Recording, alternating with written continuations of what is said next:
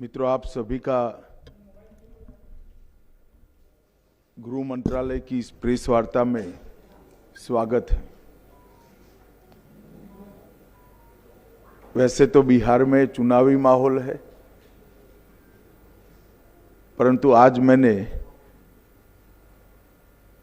श्रद्धेय सरदार पटेल की 150वीं जयंती के उपलक्ष्य में एकता नगर केवड़िया कॉलोनी में जो भव्य परेड का आयोजन हो रहा है,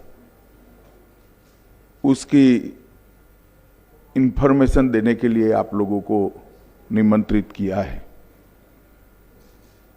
हम सभी जानते हैं कि सरदार पटेल साहब का आजादी के बाद देश को एक करने में, आज के भारत के निर्माण में और एक भारत बनाने में कितना बड़ा योगदान है। सरदार पटेल जी की 150वीं जयंती कल है। वैसे तो हर 31 अक्टूबर को 2014 से प्रधानमंत्री जी केवड़िया कॉलोनी जाते हैं और सरदार साहब की भव्य प्रतिमा के सामने एक परेड का आयोजन होता है। परंतु चूंकि ये 150वीं जयंती है, इस बार विशेष आयोजन किया गया है और गृह मंत्रालय ने यह भी तय किया है कि आज के बाद हर 31 अक्टूबर को इसी प्रकार की भव्य परेड का आयोजन होगा। ये परेड देश की एकता और अखंडता को सुनिश्चित करने के लिए जो सभी सेंट्रल पैरामिलिट्री फोर्सेस हैं और हर राज्य की पुलिस बल है, उनके सम्मान में आयोजित किया जाता है। और वो सरदार पटेल जो देश की एकता और अखंडता की प्रतिमूर्ति है, उनकी प्रतिमा के सामने आयोजित होगा। इस बार रन फॉर यूनिटी को भी बड़े स्तर पर आयोजित करने का निर्णय लिया गया है। देश के सभी राज्य, केंद्र शासित प्रदेश, जिला, पुलिस स्टेशन, सभी स्कूल्स और यूनिवर्सिटी में रन फॉर यूनिटी का आयोजन हुआ है। उसके बाद देश का प्रत्येक नागरिक देश की एकता और अखंडता के लिए शपथ लेने का भी कार्यक्रम आयोजित किया गया है। इस बार विशेष 150वीं जयंती के उपलक्ष्य में एक भारत पर्व का आयोजन एकता नगर में किया है, जो 1 नवंबर से 15 नवंबर भगवान बिरसा मुंडा की जयंती तक चलेगा। और 15 नवंबर को जनजाति संस्कृति और उनके सांस्कृतिक कार्यक्रमों की एक भव्य कार्यक्रम के साथ इसका, जिसमें देश भर की जनजातियों के सांस्कृतिक विविधताएं, खाद्य परंपराएं, पोशाक की परंपराएं, शिल्पकला, लोक कला और संगीत का एक अद्भुत समन्वय बनाया जाएगा। हम सब जानते हैं सरदार पटेल हमारे देश के लिए एक व्यक्ति नहीं, एक विचारधारा है, एक पूर्ण देश को समर्पित व्यक्तित्व, जिसने आजादी के आंदोलन में न केवल एक प्रमुख सेनानी के रूप में भूमिका निभाई, गांधी जी के साथ रहकर आजादी के आंदोलन की संगठनात्मक रीढ़ की हड्डी सरदार पटेल बने थे। बारडोली सत्याग्रह 1928 का अंग्रेजों के खिलाफ किसानों के शोषण के लिए किया गया और वहीं से महात्मा ने स्वयं उनको सरदार की उपाधि दी। जब देश को आजादी मिली तब स्वतंत्रता के बाद अंग्रेजों ने देश को 562 अलग अलग रियासतों में बांटकर जाने का फैसला किया। पूरी दुनिया मान रही थी और देश में भी कई लोगों के मन में सवाल था कि 562 रियासतें एक होकर एक भारत कैसे बनेगा। परंतु कुछ ही समय में एक दृष्टि से कार्य पर दृष्टिपात कर देखे तो बहुत कम समय में 562 रियासतों को एकीकृत करने का भगीरथ कार्य सरदार पटेल ने समाप्त किया और आज भारत का जो मानचित्र हमारे सामने है वो मानचित्र सरदार पटेल की ही देन है। हैदराबाद में पुलिस एक्शन, जूनागढ़ का एकीकरण, ये सभी चीजों को कहीं कुने से, कहीं दृढ़ता से और कहीं व्रज से भी ज्यादा कठोरता से एक एक कर रिजॉल्व करने का काम किया। भोपाल हो, काठियावाड़ की रियासतें हो, त्रावणकोर हो या जोधपुर हो, हर जगह पे जो समस्या आई इसका निवारण सरदार पटेल ने किया और पाकिस्तान का जो प्रयास था पाकिस्तान कॉरिडोर बनाने का, उसको निरस्त करने का काम किया। किसी भी प्रकार की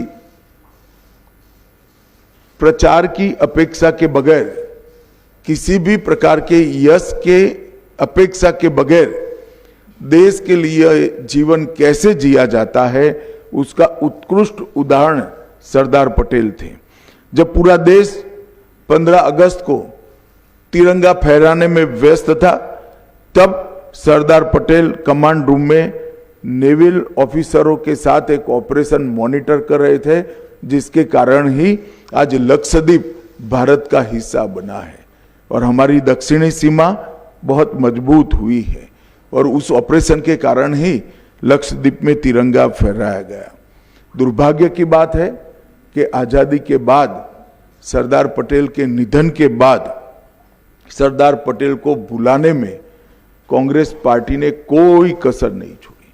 सरदार जैसे महान व्यक्तित्व को भी भारत रत्न मिलने में 41 साल की देरी हुई और वो देरी केवल और केवल कांग्रेस के सरदार के प्रति एक विशिष्ट अभाव के कारण रही। सरदार पटेल जैसे महान व्यक्तित्व के लिए पूरे देश में ना कोई समाधि बनी, ना कोई उनका स्मारक बना। जब नरेंद्र मोदी जी गुजरात के मुख्यमंत्री बने तब उन्होंने स्टैच्यू ऑफ यूनिटी की रचना की और एक भव्य स्मारक जो पूरे विश्व में आज प्रसिद्ध हो चुका है, वो सरदार पटेल के स्मारक बनाने का काम नरेंद्र मोदी जी ने किया। 2013 में इसकी 31 अक्टूबर को आधारशिला रखी गई। 182 मीटर ऊंचा, स्टैच्यू ऑफ लिबर्टी से भी ऊंचा ये स्टैच्यू ऑफ यूनिटी 57 महीनों में पूरा किया गया और सरदार साहब का जीवन किसानों को समर्पित था। इसके बनाने में जो इस्पात का उपयोग हुआ, जो लोहे का उपयोग हुआ, देश भर के किसानों से लोहा एकत्रित किया गया, किसानों के औजारों को एकत्रित किया गया, इसको पिघलाकर लगभग 25,000 टन लोहे का उपयोग कर इस स्टैच्यू ऑफ यूनिटी को बनाया गया। 90,000 घन मीटर कंक्रीट और 1700 टन से अधिक कांसा का उपयोग कर एक अविस्मरणीय स्टैच्यू ऑफ यूनिटी बनाया गया है और आज स्टैच्यू ऑफ यूनिटी सरदार साहब को श्रद्धांजलि देने का, इनके प्रति श्रद्धा व्यक्त करने का एक प्रमुख पर्यटन स्थल बन चुका है। रोजाना लगभग 15,000 लोग स्टैच्यू ऑफ यूनिटी पर आते हैं। अब तक देश के 2.5 करोड़, देश और विदेश के 2.5 करोड़ लोगों ने स्टैच्यू ऑफ यूनिटी का विजिट किया है और एक प्रकार से भारत का एक इंजीनियरिंग मार्वेल के रूप में प्रस्तापित हुआ है। नरेंद्र मोदी जी ने इसके आसपास 14 प्रकार के अन्य पर्यटन आकर्षण खड़े कर पर्यटकों का एक प्रिय स्थल बनाया है। वहाँ वैली ऑफ फ्लावर भी है, एकता नगर टाउनशिप भी है, झील सर्किट है, लाइट एंड साउंड शो है, पटेल गार्डन भी बना है, एकता क्रूज नर्मदा की नदी में घूमकर एक नयन रम्य नज़ारा देखने का मौका भी है, बटरफ्लाई गार्डन है, जंगल सफारी है, एकता मॉल है, ग्लो टॉर्च व्यू पॉइंट है और नर्मदा तट पर एक प्रदर्शन की दीर्घा भी बनाई। एकता नगर का जो कार्यक्रम हो रहा है सापुतारा और विंध्याचल की पर्वतमालाओं के बीच में एकता नगर स्थित है। वहीं पर कल सुबह प्रधानमंत्री जी 7:55 को परेड की सलामी लेंगे। ये राष्ट्रीय परेड में केंद्रीय सशस्त्र पुलिस बल, कई राज्यों के पुलिस बल कौशल, अनुशासन और वीरता का प्रदर्शन करेंगे। इस वर्ष परेड के अंदर सीआरपीएफ के 5 शौर्य चक्र विजेता और बीएसएफ के 16 वीरता पदक विजेता भी शामिल होंगे। परेड का नेतृत्व महिला पुलिस अधिकारियों द्वारा किया जाएगा और परेड में ढेर सारे सांस्कृतिक प्रदर्शन भी करने का आयोजन हुआ है। हर राज्य की पुलिस से, हर सीएपीएफ के जवान अपना सांस्कृतिक कौशल का भी परिचय कराएंगे। बीएसएफ का ऊंट दल और ऊंट सवार बैंड भी इसके अंदर शामिल होगा। गुजरात का घुड़सवार दस्ता शामिल होगा। आसाम पुलिस का मोटरसाइकिल डेयर डेविल शो भी इसके अंदर होगा और कश्मीर और पंजाब की पुलिस भी इसके अंदर हिस्सेदारी करेगी। एनएसजी, एनडीआरएफ, अंडमान निकोबार द्वीप समूह और पांडिचेरी भी अपनी अपनी झांकियां रखेंगे। जम्मू और कश्मीर पुलिस भी अपनी अपनी झांकी रखेगी। वायुसेना की सूर्य किरण टीम, उनका भव्य एयर शो इस परेड का शिखर बिंदु होने वाला है।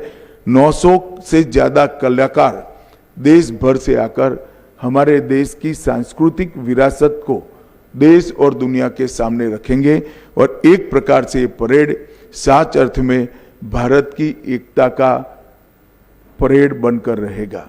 एक भारत श्रेष्ठ भारत के कंसेप्ट को जमीन पर उतारने का काम करेगा और सरदार साहब की 150वीं जयंती के बाद अब हर 31 अक्टूबर को 26 जनवरी की तर्ज पर ही ये परेड नियमित रूप से मनाया जाएगा और हमेशा के लिए देश के युवाओं को सरदार साहब के सिद्धांतों को और सरदार साहब के देश के लिए किए हुए कामों को जानकारी देने का ये माध्यम बनेगा।